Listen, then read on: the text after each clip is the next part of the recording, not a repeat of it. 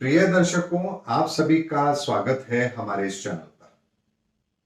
दर्शकों, यदि आप मेरे इस चैनल पर लगातार जुड़े हुए हैं तो आपको यह पता होगा कि मैं समय समय पर आपको ग्रहों का आकलन जरूर देता हूं। और आज इस वीडियो में फिर इस बात को आपके सामने दोहरा रहा हूं कि कैसे ग्रह अगर अपनी परिस्थितियां बदलते हैं तो परिणाम भी अवश्य बदलते हैं। जैसे ही 23 को परिस्थितियां खराब होती हैं, काल सर्पयोग आरंभ होता है। और इसी काल सर्पयोग के अंदर 28 तारीख को एक विचित्र परिस्थिति भी बनी थी। तो आपने देखा कि संसार के अंदर कैसी विनाशकारी लीला लिखी गई। यूक्रेन लगभग तबाह हो चुका है। उसे अभी इस परिस्थिति से बाहर निकलने में बहुत वक्त लगने वाला है। रशिया के ऊपर आर्थिक बोझ इस तरह का पड़ेगा, अगर मैं आपसे ये कहूं कि इससे निकलने में उसे वक्त लगेगा तो ये गलत नहीं होगा। ऐसे में जो भी परिस्थितियां बनी हैं ये सब ग्रहों के कारण से बनती है। और उस समय पर यदि व्यक्ति अपने आप को थोड़ा सा नियंत्रण में रख ले तो विनाशकारी लीला के परिणाम हम कम से कम जरूर कर सकते हैं। लेकिन ये तो एक ग्रहों का एक अलग पार्ट है जिसका विनाश हमने देखा, जिसकी प्रक्रिया हमने देखी कि किस तरह से उसने ब्रह्मांड में परिस्थितियों का निर्माण किया और उसके फलस्वरूप हमने भी कुछ ऐसे एक्शन लिए जिसकी वजह से स्थितियां विकराल हो गई। लेकिन अगर ब्रह्मांड में परिस्थितियां बदल रही हैं तो क्या उसका इंपैक्ट यहां पर नहीं आएगा? जरूर आएगा। और इसीलिए मैंने आपसे कहा था कि जैसे ही 8 मार्च का समय आएगा उसके बाद में आप देखेंगे कि इस स्थिति में भी सुधार आपको देखने को मिलेगा। अब एक तरफ जहां रशिया पूरी तरह से अड़ा हुआ था, यूक्रेन झुकने को तैयार नहीं था और लगता था न जाने अब क्या होगा। लेकिन जैसे ही काल सर्पयोग खंडित हुआ, आप देखिए रशिया सीज फायर करने को तैयार हो चुका है और तीसरी बार वो सीज फायर करने जा रहा है। यूक्रेन जो अब तक मानने को तैयार नहीं था वो अब कहता है कि मैं नाटो में शामिल नहीं होऊंगा। अरे भाई, अगर ये बात आप पहले मान लेते तो इतना विनाश होता ही नहीं, क्योंकि रशिया यही तो चाहता था कि आप नाटो में शामिल ना हो। लेकिन आप अमेरिका से धोखा खाने के बाद, नाटो से धोखा खाने के बाद यदि अब इस चीज को समझ रहे हैं तो इतनी बड़ी बर्बादी करने के बाद यदि आपको अब ये बात समझ आ रही है तो ऐसी समझ का क्या फायदा? दर्शकों, काल सर्पयोग का प्रभाव ही यही होता है कि व्यक्ति अपनी क्षमताओं को पूरी तरह से अपने लिए इस्तेमाल नहीं कर पाता। परिस्थितियां छोटी सी भी होती हैं तो कई बार वो विकराल रूप धारण करती है और हमारे किए गए हर प्रयास का फल हमें बिल्कुल वैसा नहीं मिलता जैसा हम चाहते हैं। लेकिन अगर काल सर्पयोग खंडित हुआ तो मैंने आपसे कहा भी कि जैसे ही ये खंडित होगा 15 दिन के लिए एक रिलीफ हमें जरूर मिलेगा। लेकिन 15 दिन के बाद में फिर कुछ ना कुछ अड़चने जरूर आएंगी, क्योंकि काल सर्पयोग फिर बनेगा। ऐसे में 15 दिन निस्संदेह इस विश्व को राहत जरूर देंगे और ये आकलन मैंने आपको बहुत पहले दिया था।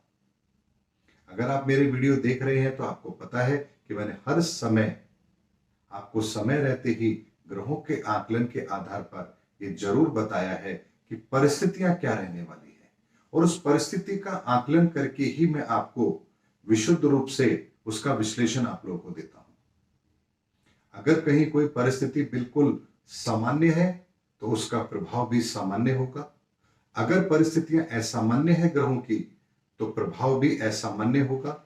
और अगर कोई विकराल रूप धारण करने वाली परिस्थितियां बन रही हैं तो परिस्थितियों के कारण से वो परिस्थितियां भी हम ब्रह्मांड के ग्रहों के आधार पर इस संसार में घटित होते हुए अवश्य देखते हैं। ऐसे में जहां दूर दूर तक कोई अंदेशा नहीं था कि आगे क्या होगा, तब भी मैंने आप लोगों से कहा कि 8 मार्च के बाद में स्थितियां जरूर सुधरेंगी। और उसका प्रभाव भी आप देख रहे हैं कि अब रशिया भी झुकने को तैयार है और यूक्रेन भी झुकने को तैयार है। ऐसे में देर आए दुरुस्त आए, लेकिन जो हो रहा है अब आने वाले समय में 15 दिन के लिए वो भी अच्छा होगा। और कम से कम जितनी कम विनाश लीला हो उतना बेहतर है। दर्शकों, इसीलिए ग्रहों का आकलन यदि विशुद्ध रूप से किया जाए तो उसके घटने वाले परिणामों को हम बहुत पहले से समझ सकते हैं, और उसके आधार पर यदि हम अपना कर्म निर्धारित करें तो निसंदेह परिणाम हमारे पक्ष में जरूर आते हैं। इसीलिए दर्शकों, ये जो वीडियो मैं बना करके आप लोगों के सामने लेकर आता हूं, इसका प्रयोजन दो तरह से होता है। एक तो मैं आपको वर्तमान में चल रही परिस्थिति से अवगत कराता ही हूं, साथ ही इन परिस्थितियों का एनालिसिस करते समय इस चीज का भी ध्यान रखता हूं कि ये परिस्थितियां हमारे व्यक्तिगत जीवन पर कैसे प्रभाव डालती हैं और हमें इन परिस्थितियों से क्या सीखना और समझना चाहिए, ताकि हम अपने व्यक्तिगत जीवन में भी इसका फायदा उठा सकें। और ये दोनों चीजें हमारे लिए हमारे आगे बढ़ने के रास्ते को सुगम बनाती है, और यही मेरा प्रयास भी है। बहुत से लोग मुझसे शिकायत करते हैं कि आप एस्ट्रोलॉजिकल बात नहीं करते, आप पॉलिटिकल बात करते हैं या किसी और सब्जेक्ट पे बात करते हैं। तो आज इस वीडियो में मैं एक बात आपको और बताना चाहता हूं। एस्ट्रोलॉजी का मतलब केवल ग्रह नक्षत्र सितारे नहीं होता है। एस्ट्रोलॉजी का मतलब होता है ग्रहों का प्रकाश, उसका ज्ञान, उसका अध्ययन, और ये हर चीज पर एप्लीकेबल होती है। हमारे दिन बने, हमारे घंटे, मिनट, समय, महीने, साल, वनस्पति, पेड़ पौधे, जीव जंतु, हर चीज में एस्ट्रोलॉजी इन्वॉल्व है। अगर हर चीज में एस्ट्रोलॉजी इन्वॉल्व है तो हमें हर चीज का अध्ययन करना पड़ेगा। अब यदि कोई ये कहे कि मैंने तो स्कूल में बच्चे को पढ़ने के लिए भेजा था, तो क्या स्कूल में केवल पढ़ाई होती है? क्या वहां पर सांस्कृतिक कार्यक्रम नहीं होते? क्या वहां पर डिबेट नहीं होती? क्या वहां पर खेलकूद नहीं होता? सब कुछ होता है, क्योंकि शिक्षा के साथ में वो चीजें भी बालक के लिए जरूरी है।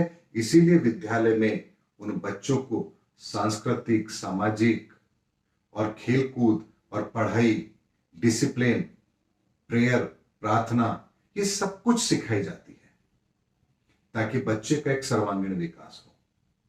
अगर आपके बच्चे स्कूल में केवल जाएं, पढ़ करके वापिस आ जाएं, ऐसे स्कूल में शायद आप भी भेजना पसंद नहीं करेंगे।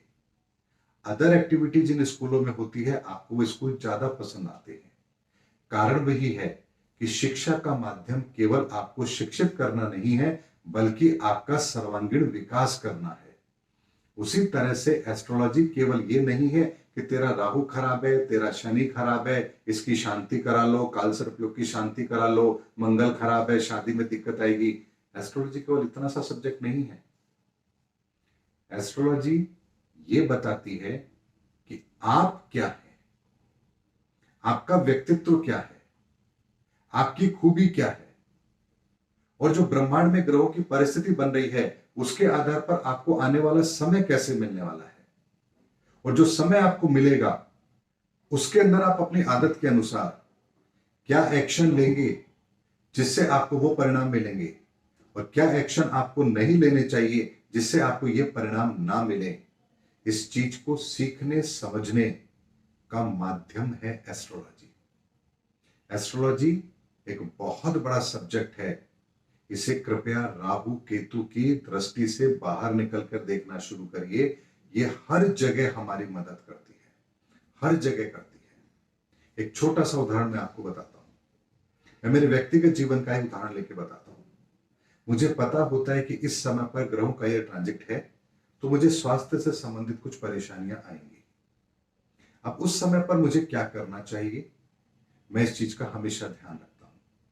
तो उस समय पर मैं अपने खाने पीने की चीजों का भी ध्यान रखता हूं, एक्सरसाइज का भी ध्यान रखता हूं, मॉर्निंग वॉक मेरे कंटिन्यू रहे उसका भी ध्यान रखता हूं।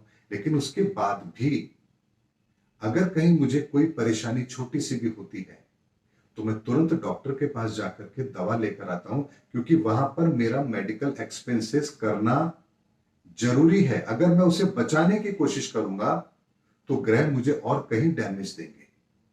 इसीलिए उन परिस्थितियों को ध्यान में रखते हुए छोटी सी तकलीफ पर भी मैं डॉक्टर के पास जाकर बातचीत करता हूं, उन्हें फीस देता हूं, वो जो दवा देते हैं मैं लेता हूं, और मुझे पता है 4-5 दिन के बाद में चीज ठीक हो जाएगी, और स्वतः ही अपने आप वो चीज ठीक भी हो जाती है। और इस चीज को मैंने कोविड के टाइम पर भी अपने जीवन पर अप्लाई करके देखा था। जब मेरे घर के अंदर कोविड के पेशेंट थे, मैं उनके साथ लगातार संपर्क में था, हॉस्पिटल में भी, घर पर भी, लेकिन तब मुझे कोविड नहीं हुआ। लेकिन जब सब कुछ सामान्य था, कहीं कोई तकलीफ नहीं थी, तो मैंने अपने घर पर पहले ही बताया था कि अब वो समय आ रहा है जब मुझे ये कोविड होने की संभावना बन रही है। और ठीक उसी समय पर मुझे अपने गले में कुछ इन्फेक्शन महसूस हुआ। मैं डॉक्टर के गया, डॉक्टर ने टेस्ट कराया, मैं कोविड पॉजिटिव था। मैंने घर पर 15 दिन रखा, अपने आप को आइसोलेट किया और आराम से दवा ली और मैं ठीक हो गया। यानी मुझे कोई किसी तरह का ऐसा सिम्टम नहीं था जो मेरी परेशानी को बढ़ाए। लेकिन ग्रहों का आकलन था, मुझे पता था कि इस समय पर यह घटना घटित होने की संभावना सबसे ज्यादा बनेगी। और उसी समय पर जैसे ही मुझे थोड़ी सी भी परेशानी हुई, मैंने 1% भी लापरवाही नहीं करी। मैं तुरंत डॉक्टर के पास जाकर के दवा लेकर आ गया और अपने आप को मैंने 15 दिन के लिए आइसोलेट कर दिया। यह होता है ग्रहों का प्रभाव, ग्रहों की परिस्थिति का आकलन और उसके आधार पर अपनी परिस्थितियों का निर्धारण। जब पहले मेरे घर पर कोविड के पेशेंट थे, तो मैंने बिल्कुल भी चिंता नहीं की, क्योंकि मुझे पता था कि इस समय पर ऐसी कोई घटना घटित होने की संभावना नहीं है। मैं 8-8, 10-10 घंटे कोविड पेशेंट के संपर्क में रहा हूं, हॉस्पिटल में रहा हूं, लेकिन कोई भी थोड़ी सी भी परेशानी मुझे नहीं हुई।